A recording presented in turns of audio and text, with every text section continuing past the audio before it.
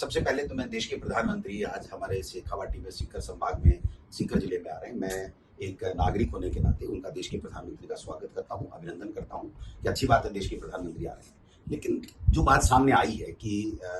प्रधानमंत्री जी जो अशोक गहलोत जी को बहुत वरिष्ठ मुख्यमंत्री बताते हैं, अपना निजी दोस्त बताते हैं, उनसे बहुत कुछ सीखने को मिला है हमको, इस तरीके की स्पीच हमने सुने देश के प्रधानमंत्री जी का। तो आज फेडरल सिस्टम में एक स्टेट में जब उद्घाटन करने आ रहे हैं, 50% पैसा स्टेट गवर्नमेंट का लगा हुआ है और मुख्यमंत्री का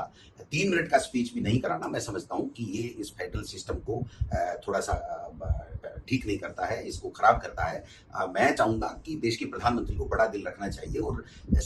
केंद्र और स्टेट दोनों मिलकर के ही तो योजनाएं और योजनाओं की क्रियान्वित करती है। कोई भी ऐसी योजना बता दीजिए केंद्र की जो राज्य सरकार के माध्यम से नहीं संचालित होती है या उसका लाभ जनता को नहीं मिलता है, तो ऐसे में प्रधानमंत्री जी को पूर्व की भांति हमारे मुख्यमंत्री जी को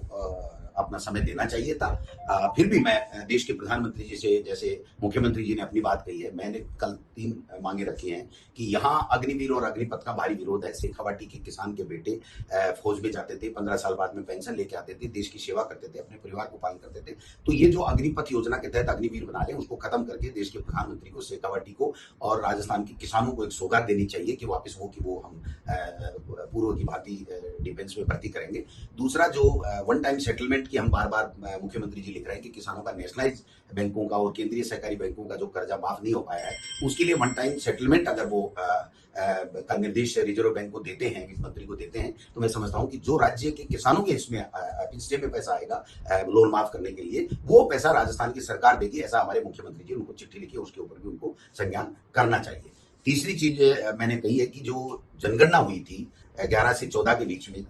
15 के लगभग, तो उसका आंकड़े भी जातिगत जनगणना के सार्वजनिक नहीं किया और 2021 में जनगणना होने वाली थी, वो जनगणना भी अभी तक नहीं हुई है। तो हमारी सबकी मांग है, हमारी कांग्रेस पार्टी की मांग है कि जातिगत जनगणना हो, जिससे जिस समुदाय का जितनी हिस्सेदारी हो उतनी उसकी भागीदारी सुनिश्चित की जा सके। SC/ST के आंकड़े पहले से आए हुए हैं, वो भी उसका आरक्षण बढ़ने का जो हक बनता है उनका, तो उन सब के ऊपर कम से कम देश के प्रधानमंत्री को बोलना चाहिए। मैं समझता हूं कि देश का प्रधानमंत्री हम सबका होता है, तो ऐसे में किसानों का जो दर्द है, 3 जो कानून वो लेकर के आए थे जिससे किसान 15 महीने तक आंदोलनरत थे, तो मैं समझता हूं कि MSP के ऊपर भी बोलना चाहिए। सर,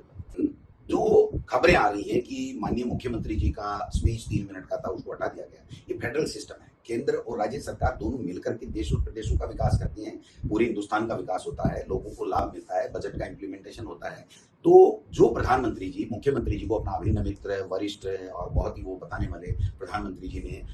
आज उनका नाम हटा लिया, तो मैं समझता हूँ कि फेडरल सिस्टम के लिए कहीं न कहीं प्रश्नवाचक चिन्ह लगाता है। लेकिन मैं देश के प्रधानमंत्री जी से मांग करता हूँ कि आज शेखावाटी में आ रहे हैं, तो एक तो जो अग्निपथ के तहत अग्निवीर लिए जा रहे हैं, इससे शेखावाटी के किसानों में और राजस्थान के किसानों में बहुत आक्रोश व्याप्त है, क्योंकि जो किसान का बेटा फौज में जाकर के सीमा पे लड़ाई लड़ता था, देश की रक्षा करता था, 15 साल बाद में वो पेंशन आता था, वो सिस्टम खत्म कर दिया गया और फौज में भर्ती भी नहीं हो रही है। तो ऐसे में उनको आज अगर हम उम्मीद करते हैं कि उसके ऊपर बोल करके वो पुरानी पेंशन व्यवस्था और 15 साल की नौकरी किसान के बेटों की सुरक्षित करेंगे वापिस से। दूसरा, मैं कहना चाह रहा हूँ कि किसान का जो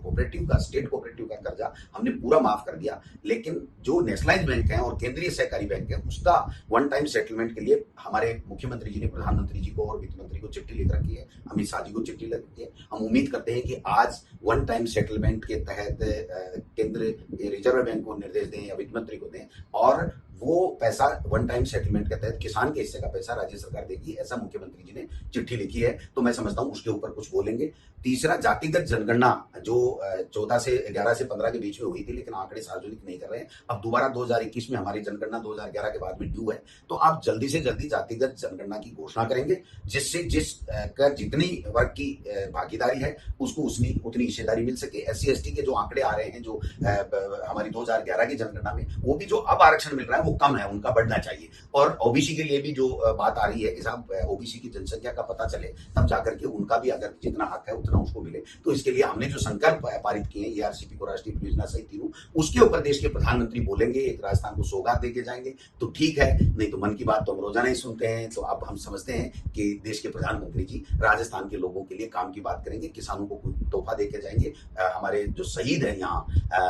जो सबसे ज्यादा शहीद हमारे शेखावाटी से होते हैं, उनके लिए भी जो उनकी डिमांड्स हैं उनको पूरा करके जाएंगे, तो अच्छा लगेगा।